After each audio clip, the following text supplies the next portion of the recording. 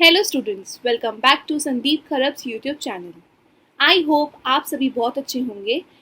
और स्टूडेंट्स, मैं आप लोगों के लिए लेकर आई हूँ आज DSSB के कुछ और क्वेश्चंस जो कि पूछे गए हैं जर्नल अवेयरनेस वाले पोर्शन में। और एग्जाम था दोस्तों section officer horticulture evening shift. दोस्तों डेट थी 21/4/25। उम्मीद करती हूँ आप सबकी प्रिपरेशंस बहुत बहुत बहुत अच्छी चल रही होगी और आप सब अपने एग्ज़ाम बहुत ही अच्छे तरीके से देकर आए। तो दोस्तों करते हैं क्वेश्चंस को, पर उससे पहले अपनी तैयारी को और भी बेहतर बनाने के लिए जुड़िए Educare academy by Mandeep ma'am के साथ, जिससे आपकी तैयारी होगी और भी आसान। तो करते हैं क्वेश्चंस को विदाउट वेस्टिंग आवर टाइम, क्योंकि आई नो आपका एक एक मिनट बहुत कीमती। चलिए दोस्तों बढ़ते हैं पहले क्वेश्चन की तरफ। Which of the following awards are given by the Indian government in the field of literature? साहित्य के क्षेत्र में भारत सरकार द्वारा निम्नलिखित में से कौन से पुरस्कार दिए जाते हैं? तो दोस्तों साहित्य के क्षेत्र में पुरस्कार दिए जाते हैं ज्ञानपीठ पुरस्कार और साहित्य अकादमी पुरस्कार। ठीक है, ऑप्शन 1 और 3 बिल्कुल ठीक है ये। तो इसमें देखते हैं कहाँ है option 1। Option 1 is the right answer. जो ये ज्ञानपीठ अवार्ड है दोस्तों, ये one of the highest literary award है इंडिया का। जो हमारा शेड्यूल है कॉन्स्टिट्यूशन का, उसके अंदर जितनी भी लैंग्वेजेस हैं उसके जो साहित्य होता है, ठीक है, उसके अंदर आउटस्टैंडिंग कंट्रीब्यूशन के लिए ये अवार्ड दिया जाता है। और ये जो साहित्य अकादमी पुरस्कार है, अवार्ड है, ये दिया जाता है India's national academy of letters के द्वारा। ठीक है, इसके द्वारा जो भारत की भाषाएं हैं उसमें विशिष्ट साहित्य कृतियाँ होती हैं उसको सम्मानित किया जाता है, इसके लिए ये दिया जाता है। द्रोणाचार्य पुरस्कार जो है दोस्तों वो दिया जाता है खेलों के लिए, गेम्स के लिए। और अर्जुन अवार्ड दिया जाता है खिलाड़ियों को उनके खेल में बेहतरीन प्रदर्शन देने के लिए, कह सकते हैं फॉर एक्सीलेंस इन स्पोर्ट्स। ठीक है, आगे बढ़ते हैं दोस्तों। वीडियो को लाइक एंड सब्सक्राइब करना ना भूलें, साथ ही साथ ज़्यादा से ज़्यादा शेयर करें। Now question 2। The Union Budget 2024 and 25 has hiked the share for development of space technology by what percent? केंद्रीय बजट 2024-2025 में अंतरिक्ष प्रौद्योगिकी के विकास के लिए हिस्सेदारी में कितने प्रतिशत की वृद्धि की गई है? तो दोस्तों डेवलपमेंट ऑफ स्पेस टेक्नोलॉजी के लिए कितने परसेंट बजट में वृद्धि की गई है? तो आंसर है दोस्तों इसका ऑप्शन नंबर 4, अप्रॉक्सीमेटली 18% वृद्धि करी गई है।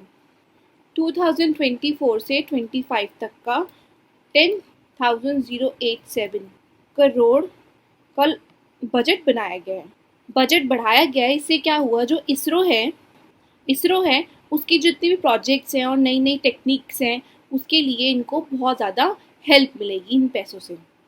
आगे बढ़ते हैं। Now question number 3।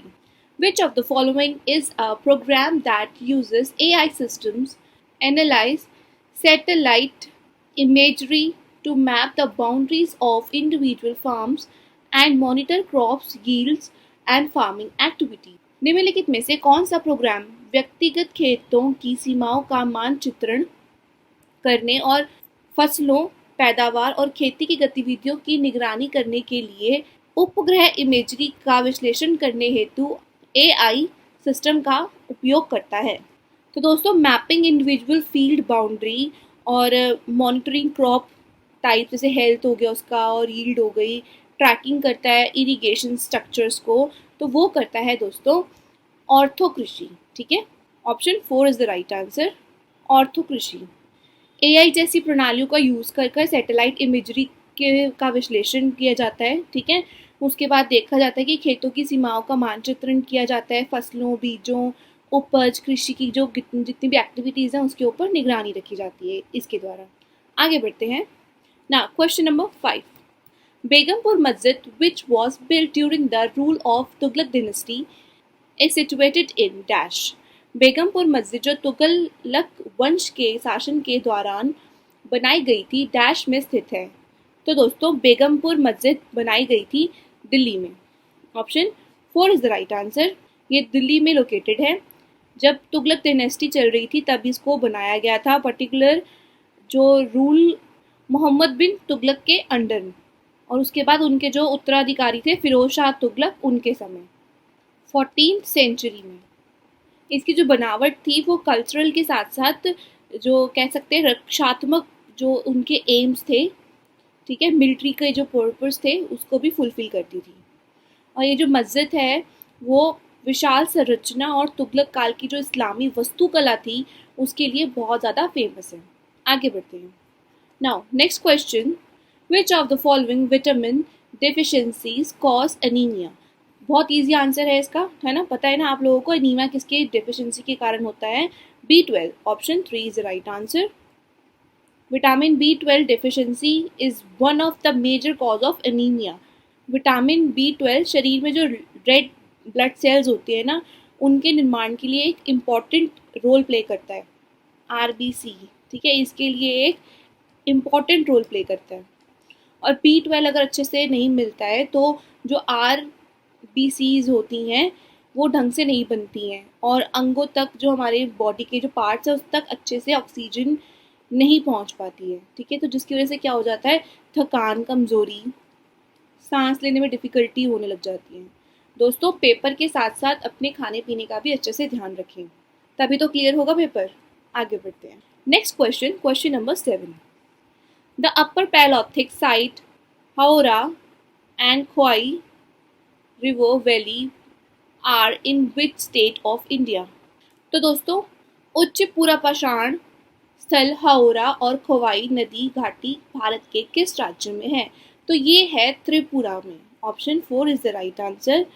ये त्रिपुरा स्टेट में सिचुएटेड है और ये स्थल भारत के प्राचीन मानव इतिहास को समझने में हेल्प करता है।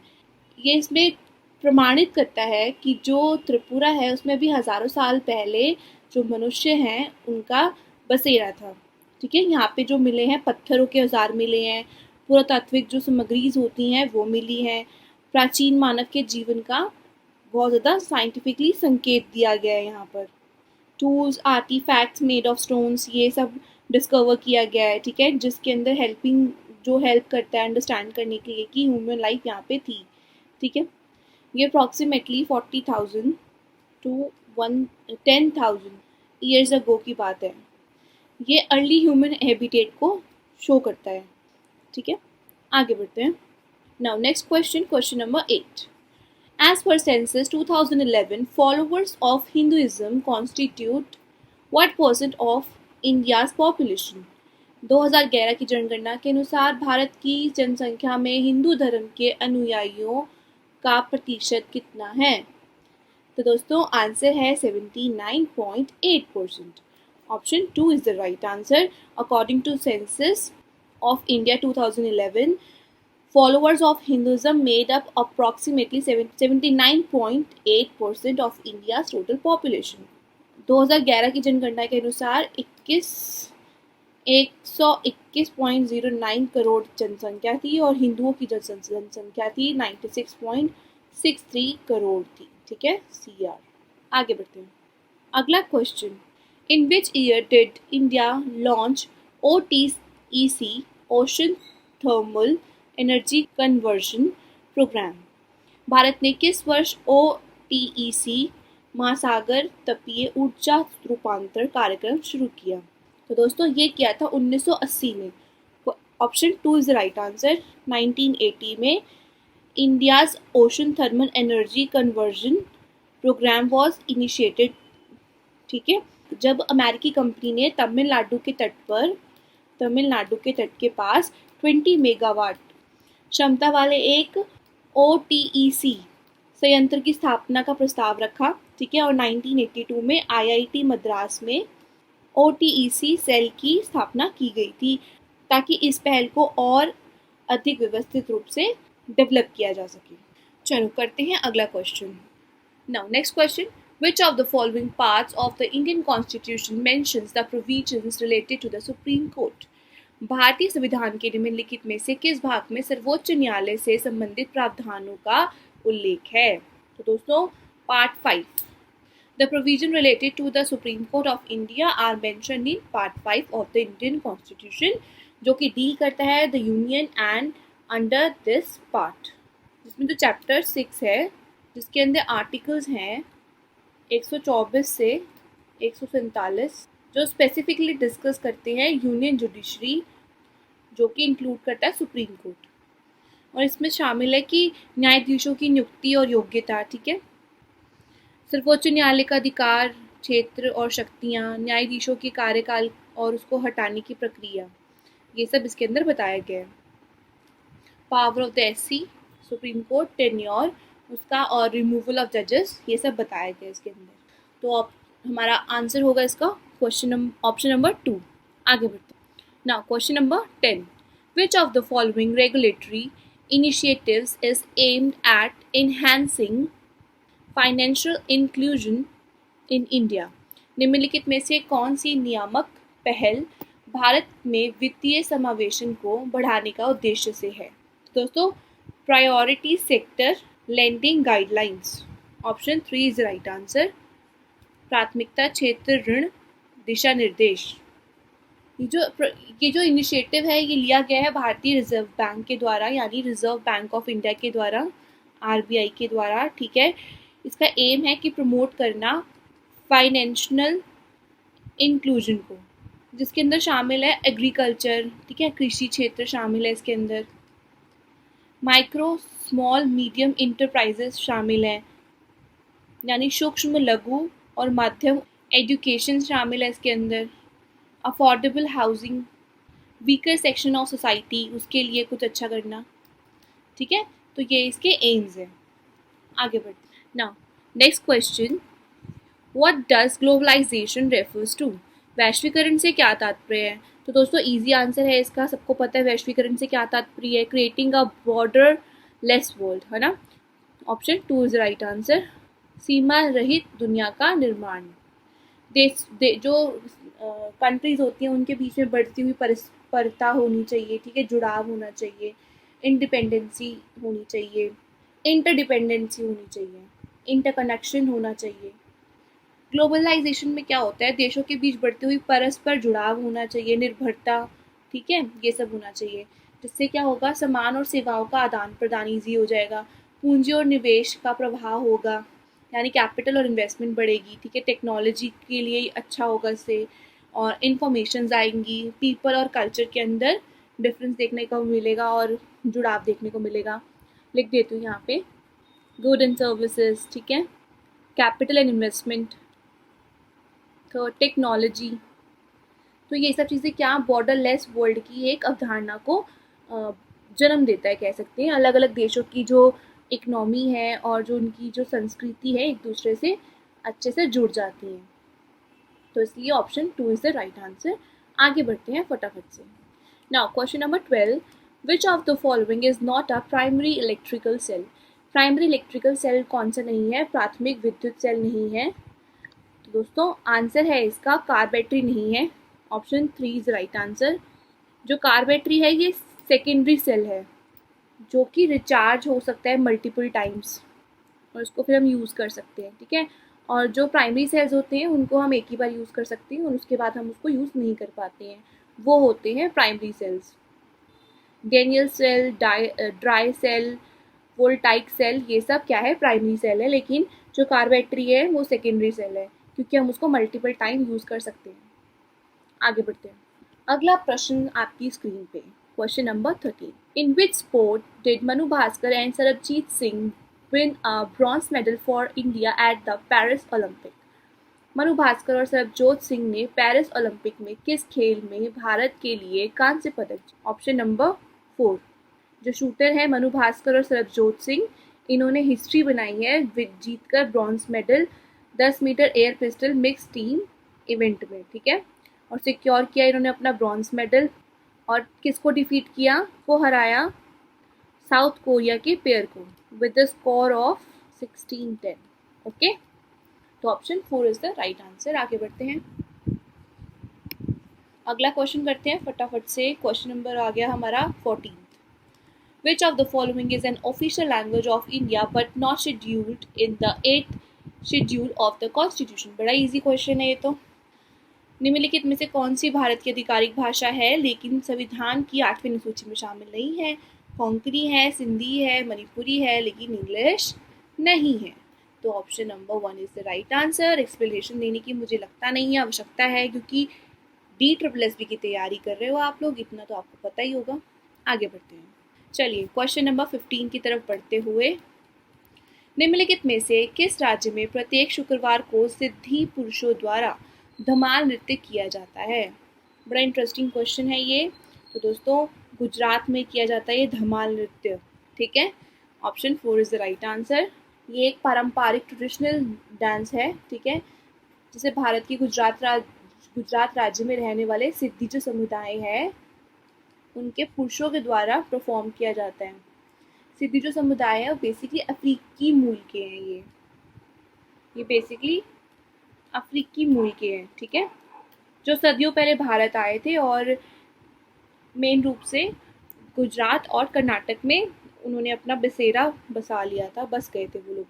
और ये हर जो डांस होता है ये हर फ्राइडे को धार्मिक और सांस्कृतिक अवसरों पे किया जाता है। जैसे पीर होते हैं ना, उनके मंजारों पर जाकर करते हैं।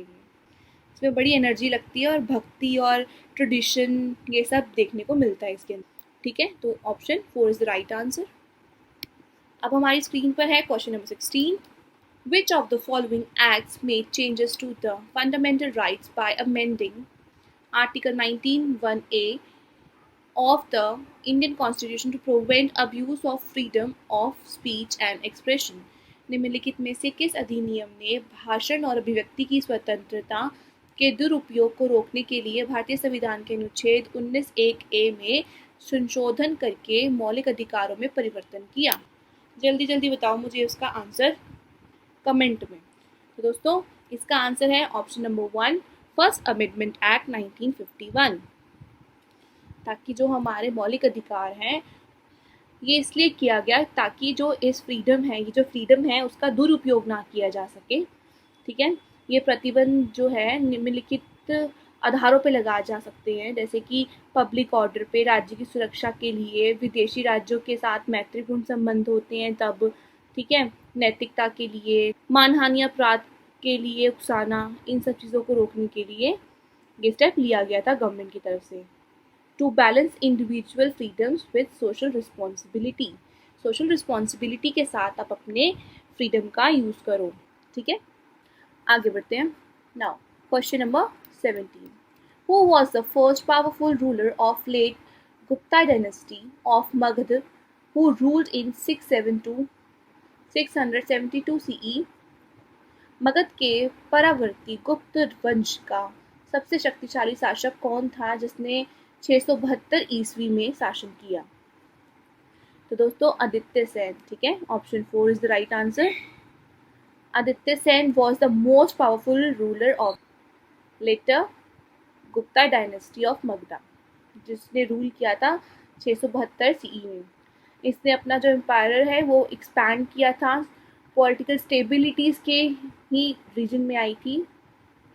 जो प्रशस्तियाँ होती हैं, इंस्क्रिप्शंस और कॉपर प्लेट्स, इसके बारे में इसके माध्यम से आदित्य सेन के बारे में पता चला था, जिसमें उन्हें अश्वमेध यज्ञ कराने वाला एक शक्तिशाली सम्राट बताया था कि इसने अश्वमेध यज्ञ करवाया है। ये काफ़ी अच्छा और महान लीडर था। ठीक है, आगे बढ़ते हैं। चलो फटाफट से करते हैं question number 18। Article 331 of the Indian constitution originally provided for the representation of which community in the Lok Sabha? भारतीय संविधान के अनुच्छेद 331 में मूल रूप से लोकसभा में किस समुदाय के प्रतिनिधित्व का प्रावधान किया गया था? तो दोस्तों, एंग्लो इंडियन, ऑप्शन 3। ठीक है, को लोकसभा में प्रतिनिधित्व देने का प्रावधान था।